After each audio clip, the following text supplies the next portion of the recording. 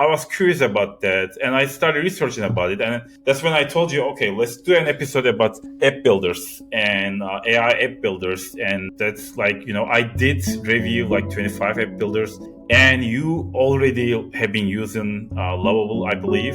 So you will have more like an in-depth, and I will more have like a single prompt based, what happens if I actually created one prompt and I gave it these 25 different app builders, and yeah, that's where we are today.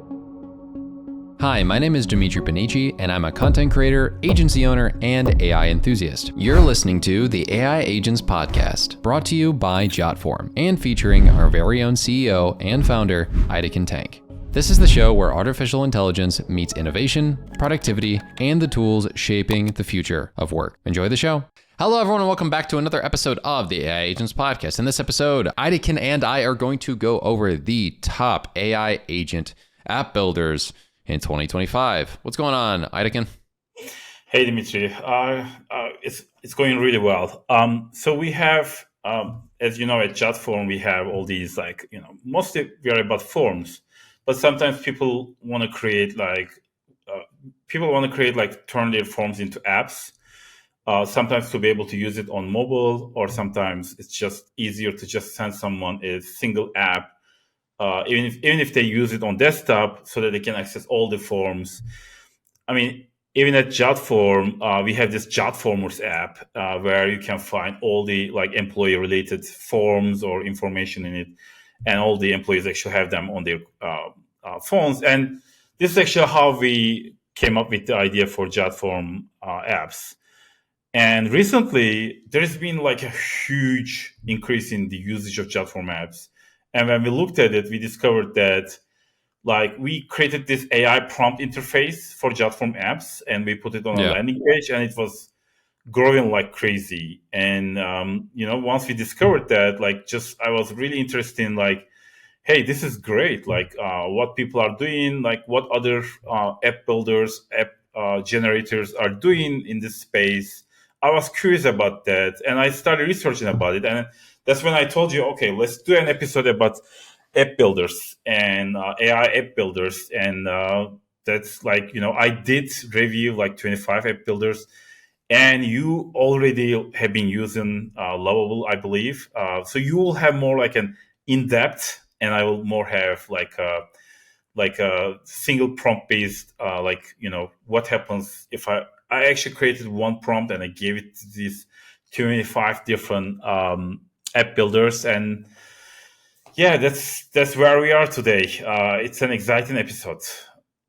Well, just to kind of kick things off, a couple questions from you in regards to the I guess way that you view this type of stuff. Where do you think this kind of need came from, and how do you think we as business owners, small business owners, obviously a lot of you watch this show, can benefit from something like the new app builders? Because they kind of came out of, I don't want to say nowhere, but kind of in the last 6 months. Mm-hmm. I would say there are two types of apps. One of them is more about you and your customers, you or your clients, for example. And one of them is more about internally. In our case, internally, I kept asking what was the URL for this form? What was the URL for this document? What was the URL for the time of form, or things like that.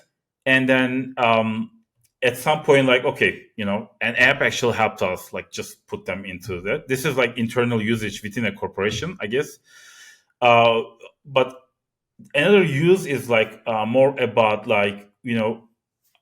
as a small business, maybe you have many customers, and you want them to have this portal interface where they can log in and access you, contact you, or see their information, communicate with you, see their previous communications. You could even use it like a help desk.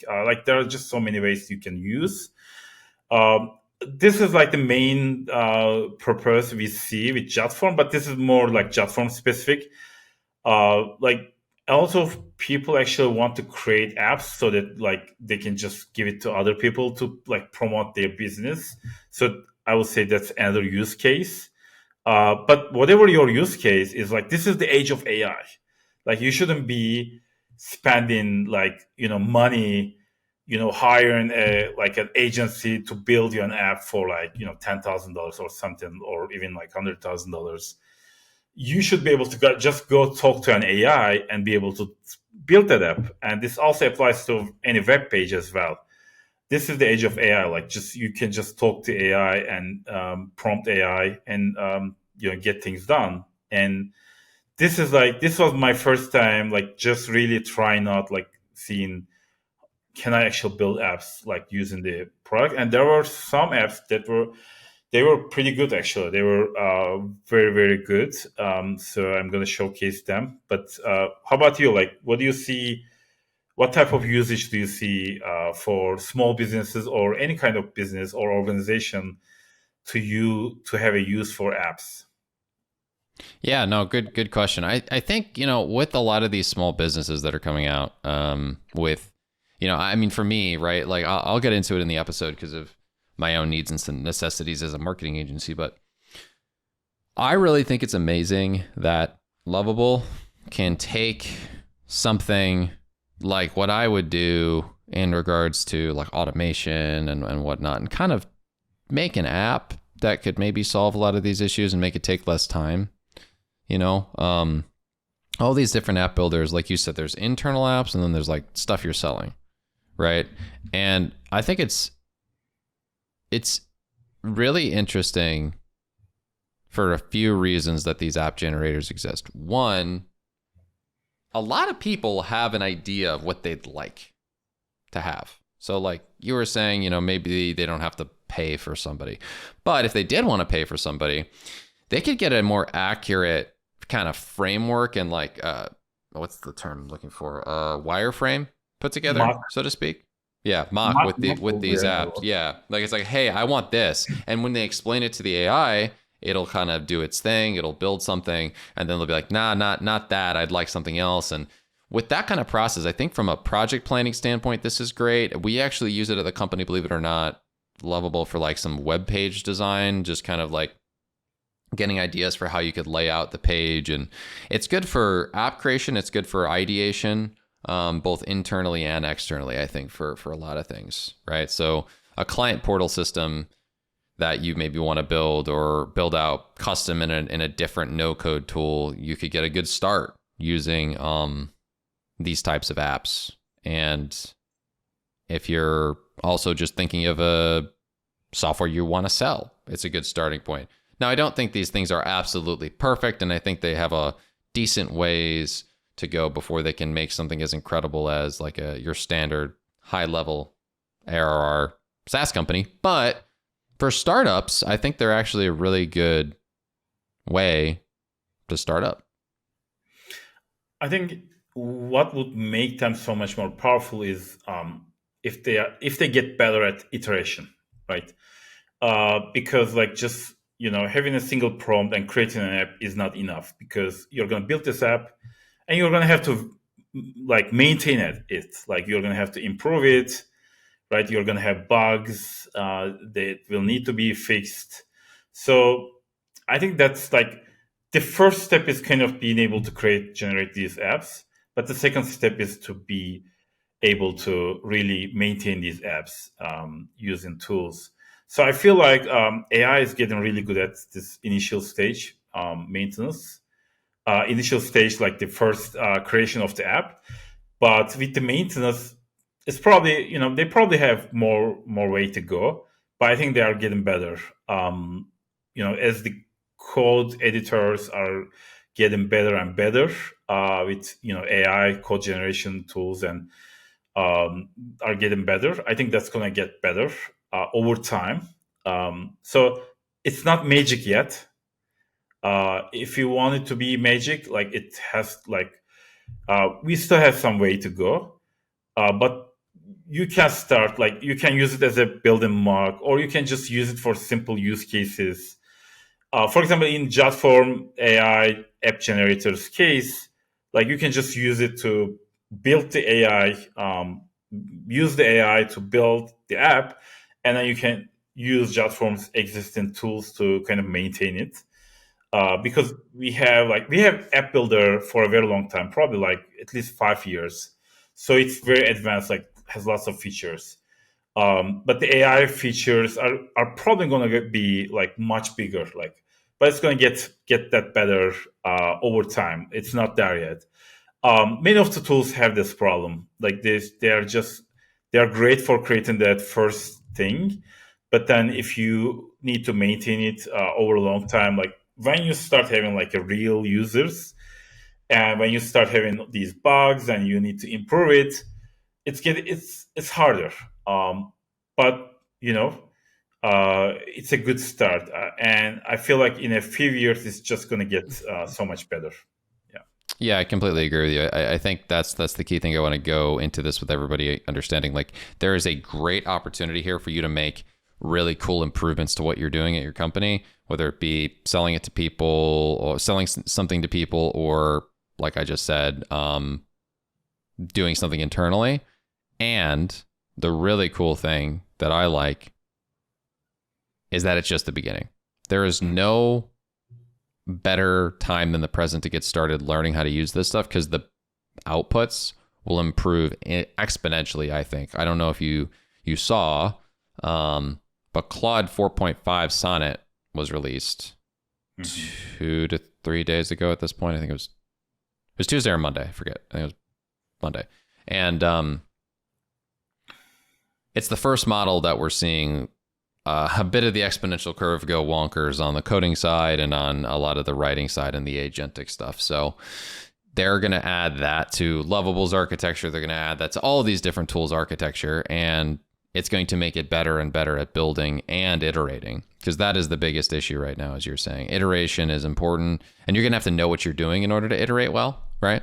Unfortunately, a lot of people, let's say, I don't want to say don't know how to do it already, but they really don't. A lot of people are just trying to make these apps, and it's cool. They're making apps, right? It's happening, but they don't know how to fix bugs or iterate on problems or come up with a new creative way to solve an issue that maybe a customer would come up with. And that's where I think the more the models improve and the more context they have, the better they're going to be at that. So that would be kind of our spiel kind of leading into this, because I do want everyone to temper their expectations that this isn't going to be a magic one prompt, everything's working like 1000% brilliantly, right? Because I don't want to break anyone's expectations, and they'll come away from this call thinking like, oh, I can't make it's like no one's going to make a $1 million SaaS in like 10 minutes, okay?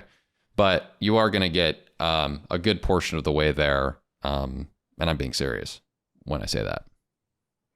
Yeah, I mean, I will say start with playing.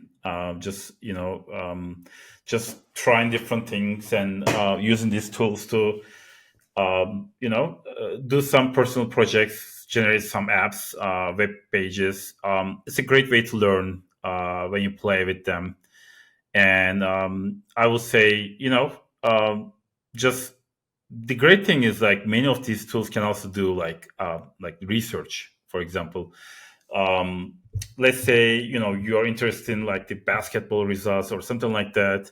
You can just quickly ask it to like, create an app for you about that. And then when it joins with the data, like if you, especially like the last episode, we were showing the Notion AI, how it was able to like kind of do the research, pull the data, use the data. So if you think about it, like just building an app is not that useful. But if your app can also like pull the data from an online source, like scraping or from a database, then it just becomes so much more powerful and useful for you. Like it could even be like a app for yourself, like just keeping track of things like weight, or like, as you said, as I said, like the, basketball team result or something like that. Just keeping track of things. You could have so much fun. Yeah. Yeah, no, for sure. I had and we'll get into it in a second, just last fun thing that I saw, even on a base level, we're probably not going to cover it, but like, there are LLMs that now can kind of do some of this building, whether it be GPT or Claude. On a basic level, like there's two different things that my girlfriend did with it, which I found was funny. It was Claude. You know how Claude's like got a sort of very small like generator thing it made. She made it's called sleep. Like, you know how like when you sleep, you have different REM cycles. Mm-hmm. It was a sleep calculator. So there was a website she really liked that just decided to go down for whatever reason. That was like, hey, this is my sleep calculator. If I go to bed now, how many hours? What should I set my alarm to so that I can wake up and not be groggy because I woke up in the middle of a REM cycle? So she just made the equivalent of it in like 5 seconds, using Claude. And another one was like a flashcard thing for her when she was studying for the bar. So you also on a personal level, by the way, that really easy, super funny kind of like personal stuff, absolutely have fun with that too. But without further ado, showing some practical stuff, Aytekin, if you would, please pull up your first example. Sure. And we'll kind of dive into some of the cool stuff there. So basically, I was actually curious about I was looking at Jotform App Generator. It was gaining so much traction, and it was really exciting to see that. And I was just curious about like what other products out there. So I went to Notion AI and I asked it to like find me like 25 different app builders, and I reviewed them all. Basically, I have other fields here, but I decided to hide them because I'm kind of harsh. And then I picked the best ones. These are no, because usually they were too ugly, or they required payment or credit card to be able to try it. So there are many reasons why I didn't pick any of these. But these were the best ones. Jotform App Generator, obviously.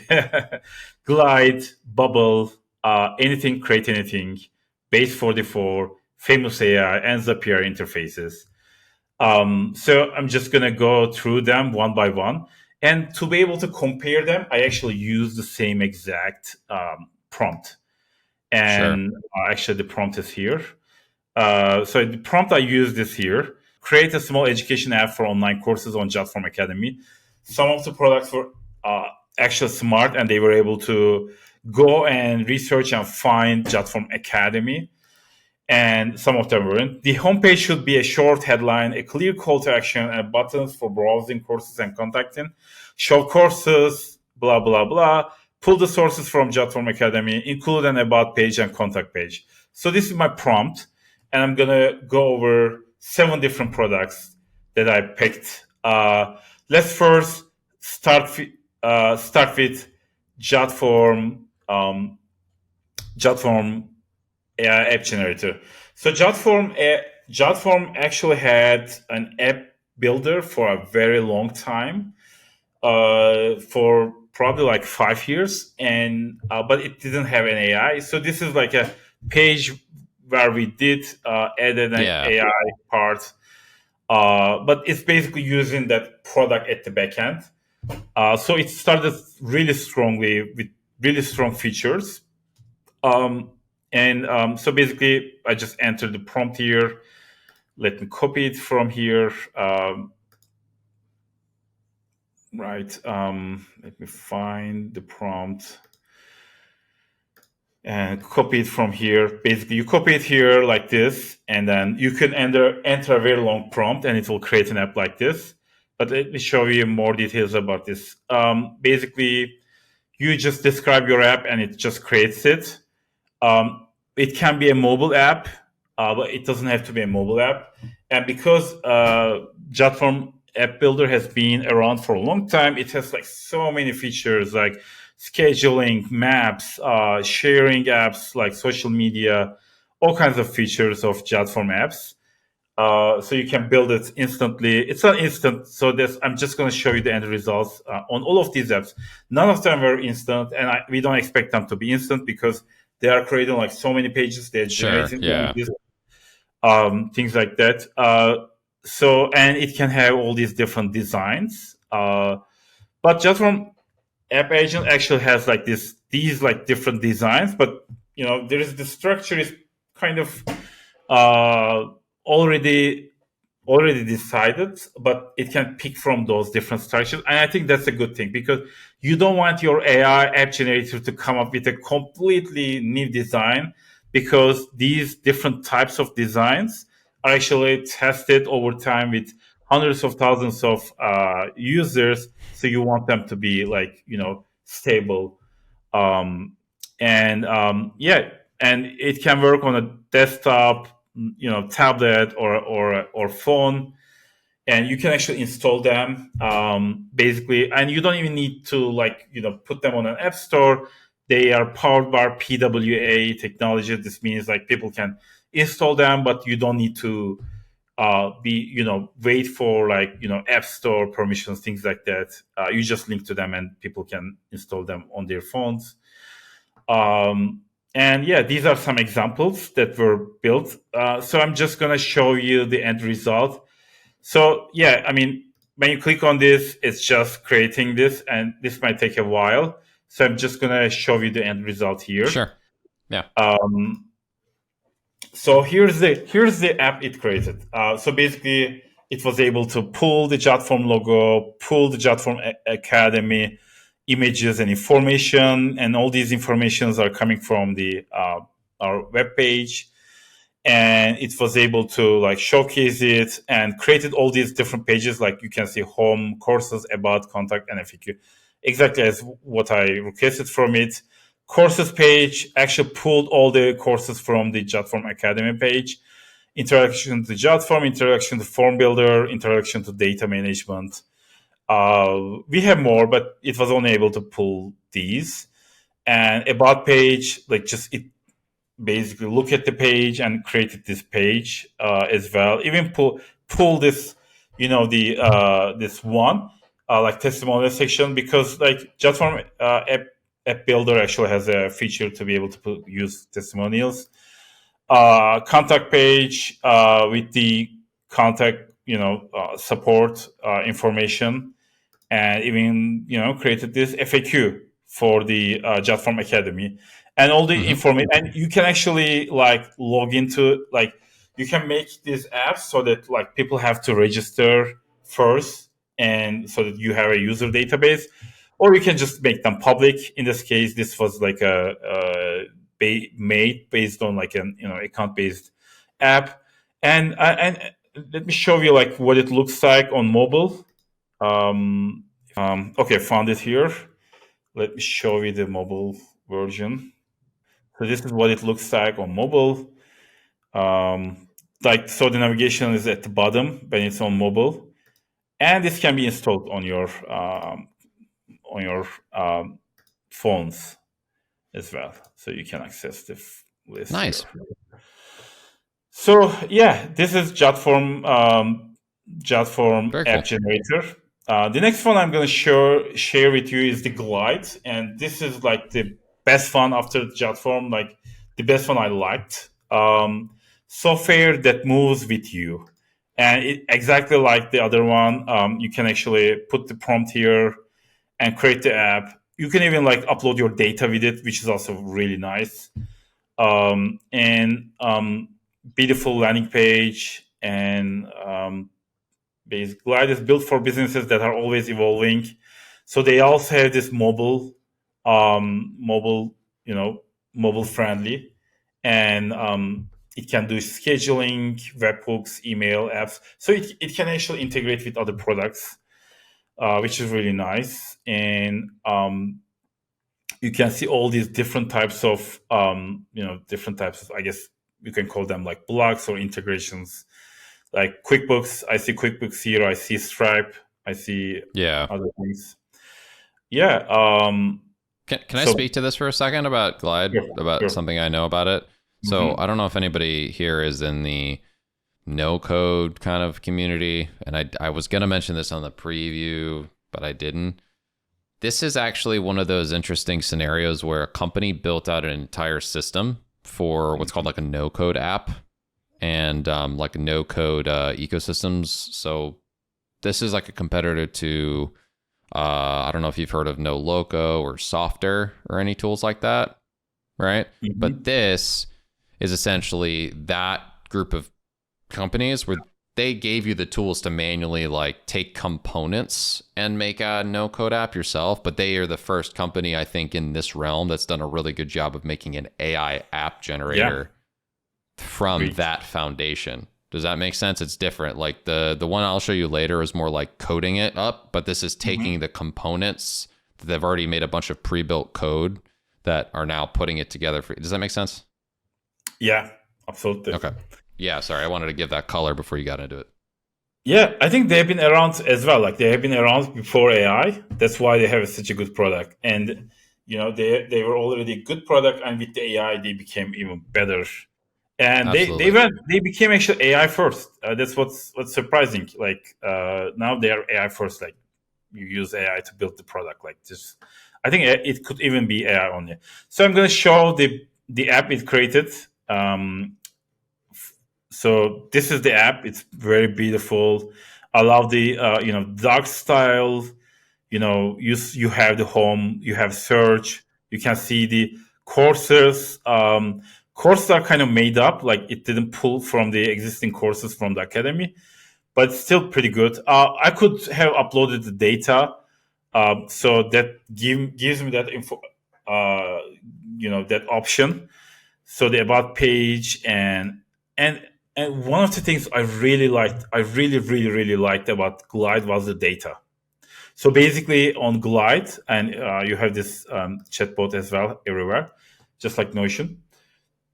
On Glide, you have everything is like data is available here, so you can actually see your users. You can see like the courses. I can edit the courses here. I can upload, like just import, use this import to upload an existing course database here, and suddenly my courses are going to be here.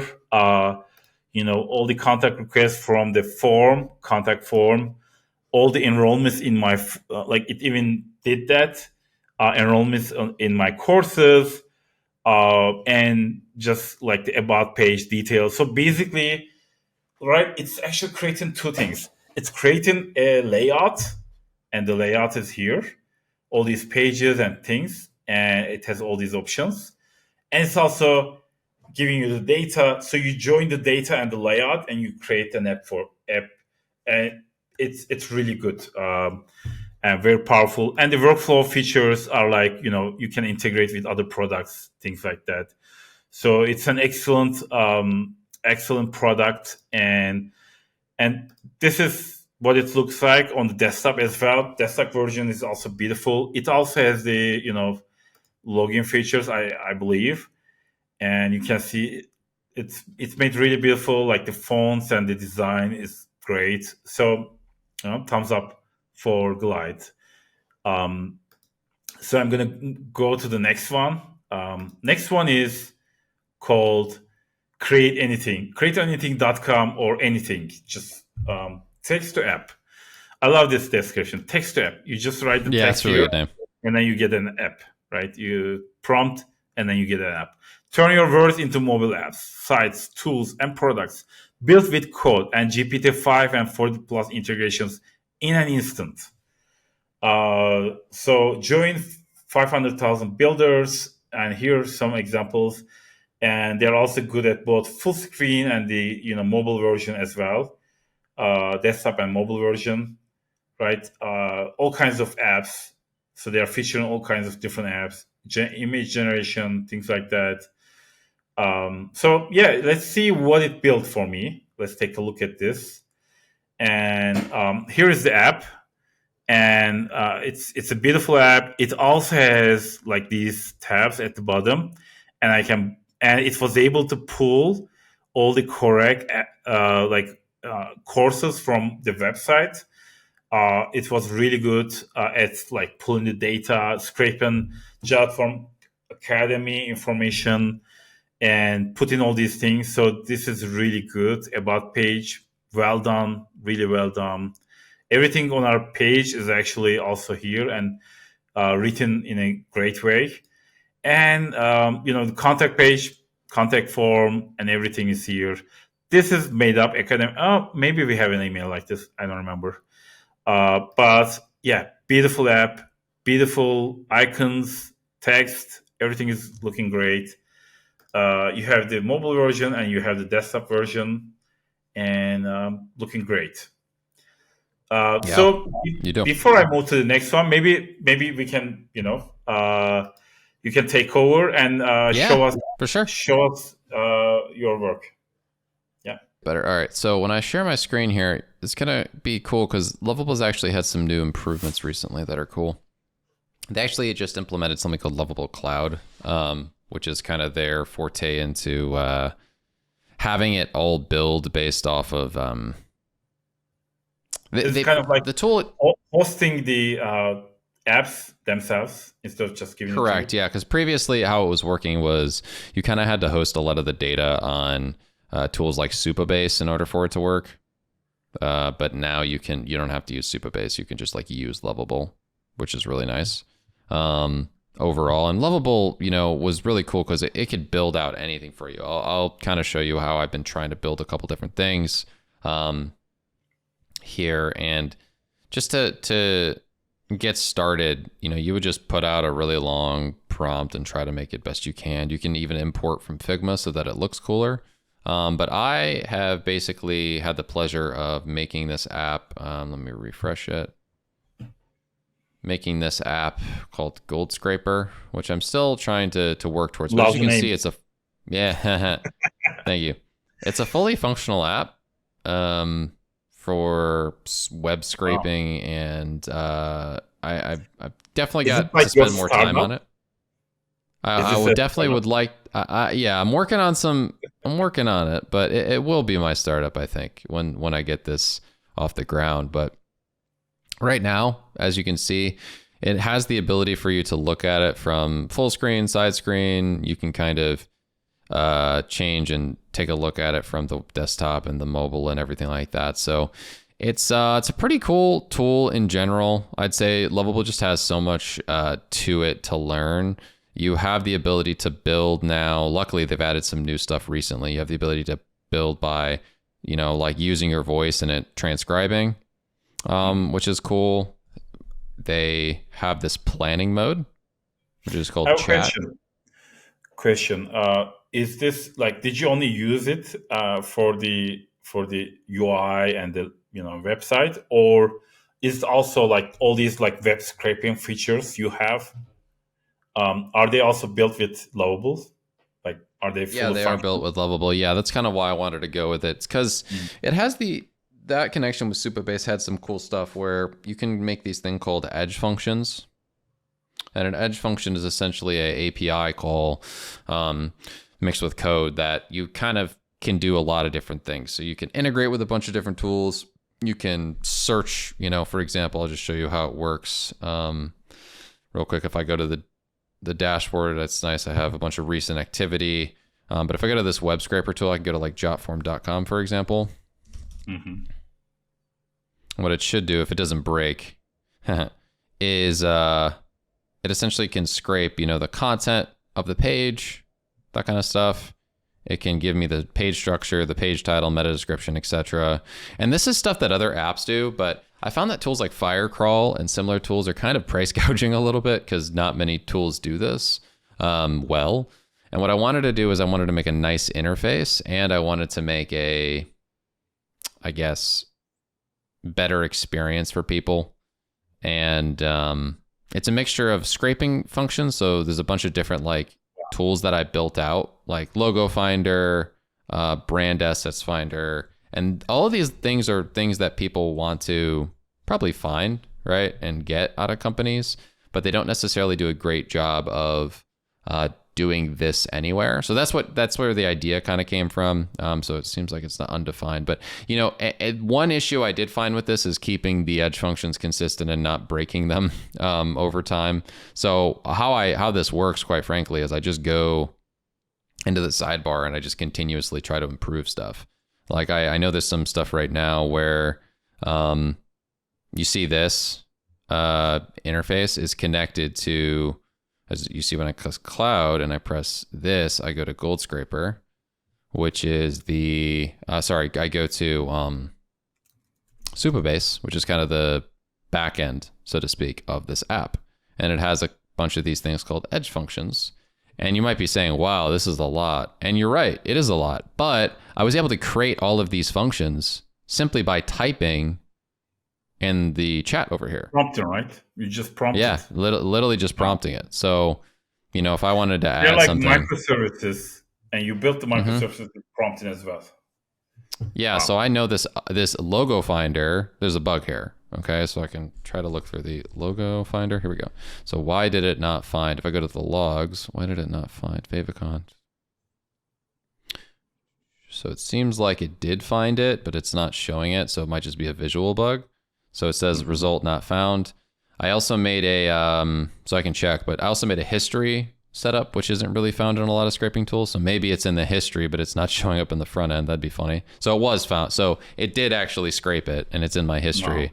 So what I can say is like, hey, on the logo finder landing page, for some reason, on the /logo finder page, for some reason, the edge function works and goes into the history tab with the logo, but it won't show right on the /logo finder page. Figure out why.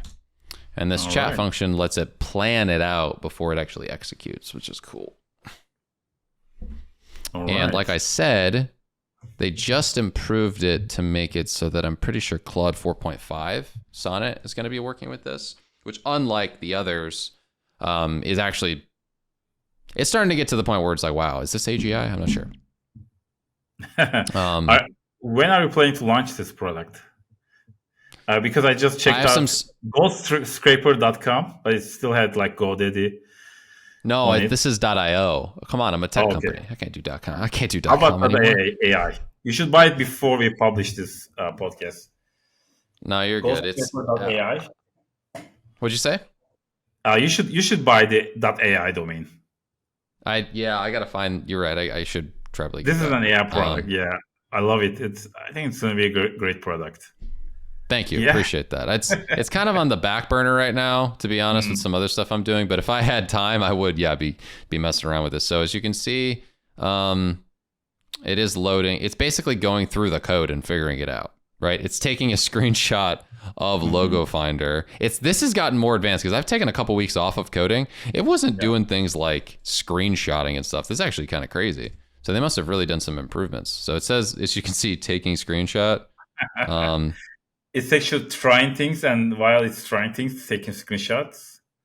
Yeah, that's really cool. So it's reading as you can see, it's reading, and it tells you it's going through and reading the backend like edge function logs. It's taking screenshots. I can understand the issue. Let me take a look at the rest of the edge function to confirm my understanding, right? And what's really cool about this is it's gotten more and more focused as a company on how do I make less mistakes while building stuff? Because it's great to build something out, but it can cause problems. So the edge function returns data wrapped in a format success wrapper, which creates the structure. However, the front end component at the pages, look, so this is the pages, right? So this page is expecting data directly and not mapped. Why the history works, the history is saved, okay. The front end needs to extract the actual logo from the wrapper. So so it's literally telling me why it's broken and how to fix it. The component should unwrap the response by, can you make it so that the component unwraps the response on the /logo. You should just say, just do it. Just do it. Yeah. Yeah. Now I like to be more specific. You're right. It probably would work if I said, could you make exactly that what happen? I mean by like building the first version is easy with AI, but like maintenance can be harder. Right? It's still like, you're still, building a product. Like you still have all these, hard things about starting a startup, building a product, fixing bugs. So it's still not magic. It's still not AGI yet. Yep. So let's give it a second. I'll kind of let it. And, we only have a couple minutes before the episode ends, but I do just have to say, this is the surface of it, right? And I think it was good to show how you had a tool that really can make stuff quicker and whatnot. So this is going to fix, now unwraps the edge function. Okay, so what'll Let's. happen is you can actually check out the code it changed too, which is nice. Nice. Right. And there's version history. And what I really like about this is that it has a GitHub sync. So you can export the repository at any point in time to kind of as a failsafe.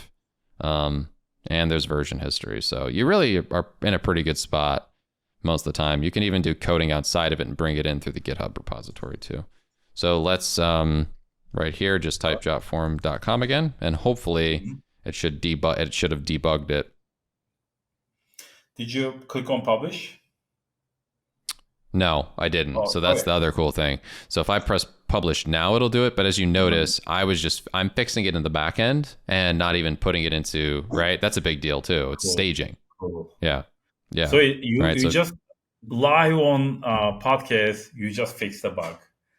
Yeah. And I'll be honest, wow. I'm pretty good at dissecting what the problem is, like I kind of get how data works and flows through these edge functions. Now, you probably have the better of an understanding you have. If you're a developer and stuff like that, and you really get how this stuff works, I think you'll do great with this. If you're earlier on, it might be harder to figure out what is the problem. But as I just showed you, it's doing a better job over time. A month and a half ago, 2 months ago, I don't think it would have figured that out. Yeah. But it did. And I barely gave it that much context. So, yeah. Amazing. I literally told it, why is it not showing? And it's like...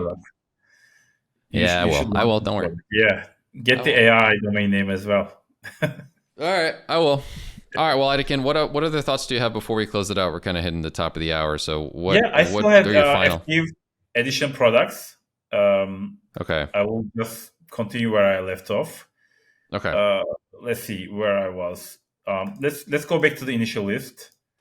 Basically, I was showing this list. I showed some of them, anything, Glide, Jotform App. So I will continue with Bubble now. So this is .bubble, bubble.io. You see my screen, right? Do you see it? Not yet. Please. Okay. Is it loading? Yeah, I think I lost the screen sharing. Let me go and fix that. Okay, yeah. So this is bubble.io, and for some reason it's not sharing it fully, I guess. But yeah. So launch apps, not prototypes. And basically, I can put the prompt here and build the app here. And this is what it looks like, an app builder. I think this is also just like Glide. They have been around for a while. So they already have all these like great features. So they just built an AI on top of these features, and they are also a very strong product because of that. Already have like 5 million users, 6 million apps. So pretty stable, product. You can see their mobile version and app version, desktop version. So it looks great. Yeah, let's take a look at what it created. So this is so this is the page it created.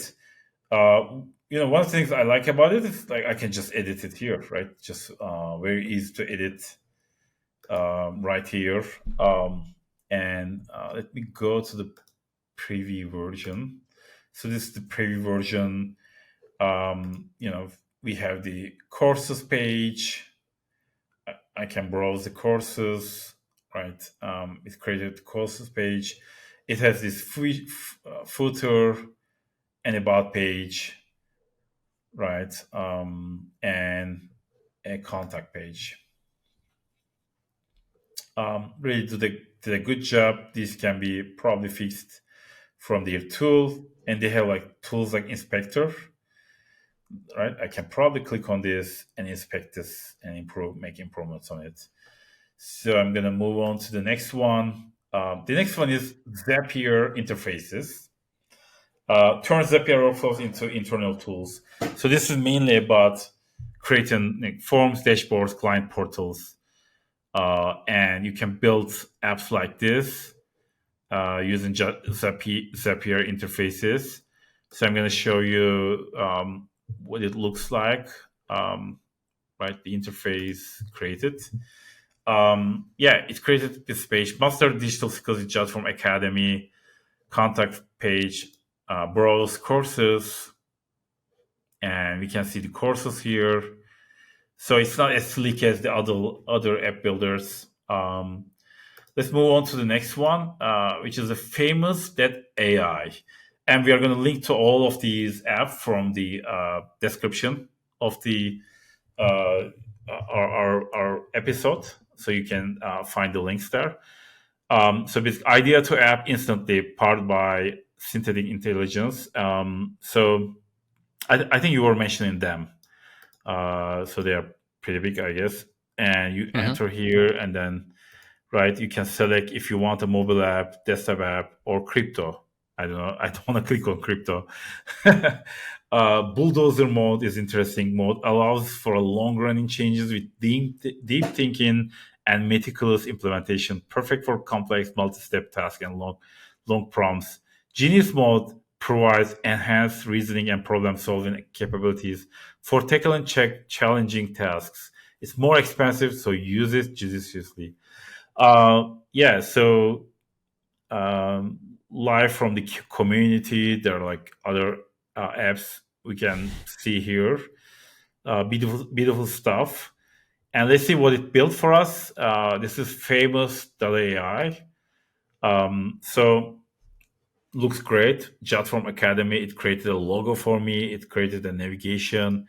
There's a mobile version as well. So I can browse apps, contact us, and I can see the courses. Courses were actually pulled from the Jotform Academy pages correctly. So that's a good thing. We can click on the browse courses. Oh, it's here. Advanced form logic, introduction to data management, Jotform Apps Builder, payment forms, and e-commerce. So this is great. It was able to pull them all. And it failed about on the about page. How do I go back? Okay, here. And contact page seems to be missing now. I'm going to move on to the next one, which is Base 44. And let's make your dream a reality right now.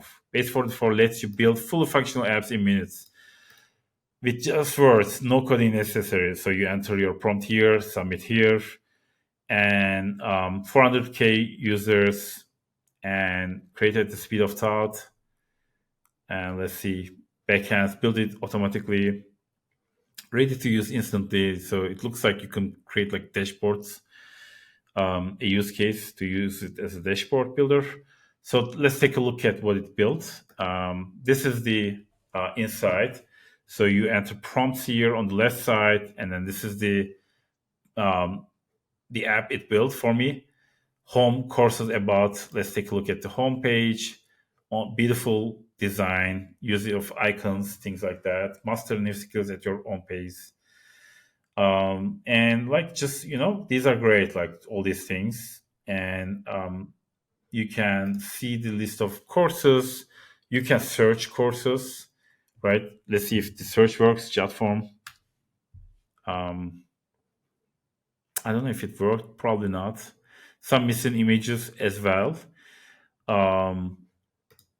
Right, view details, right, the details page for the product, the courses, and you can enroll in the courses using a form. So this is also well done.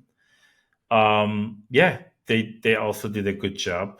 And this was all the 7 different AI app generators, that the best 7 AI app generators that I could find, and pretty good.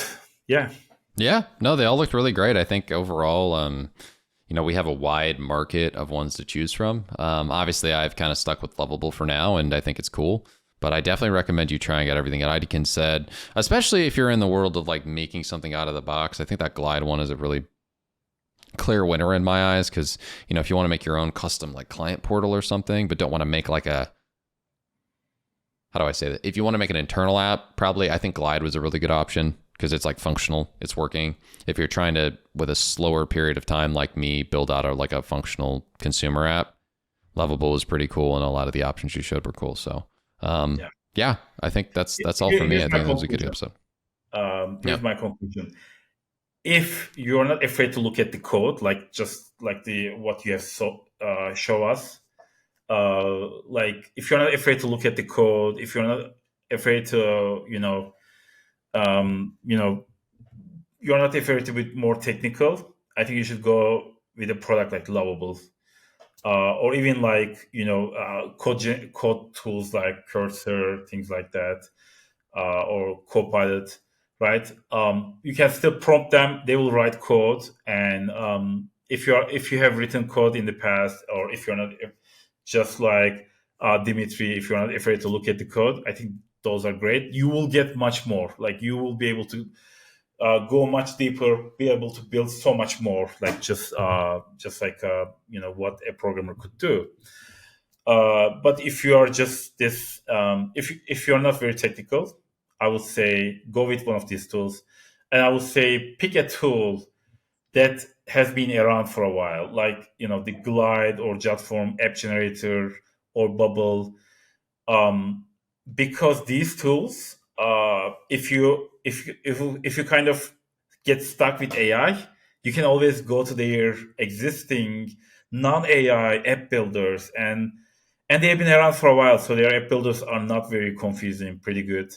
Jotform's app builder is pretty good, so you can go there and just use without AI. If you get stuck with AI, AI can take you to some place, you can still go and use the manual like app builder and do things that you need to do.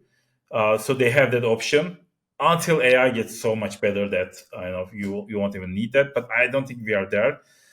So if you're non-technical, I think those are your best options. But there are also products, and they are all growing. And in a year from now, this podcast episode is going to be so much useless because all the tools are going to be so much more powerful. And even Jotform AI app generator is just every month it's improving so much. Like it's getting unrecognizable every month. So I would say, just play with it, build your app, and it's a great time to be alive. Yeah. Yes, it is. It absolutely is. It's always a great time to be alive, especially in this world of AI. And it's a great time for you to subscribe and like and review the AI Agents podcast if you haven't already. So for those of you that are new to the show, thank you so much for watching and listening with us so far. We appreciate you, and we'll see you in the next one. Bye. See you the next one. Bye-bye.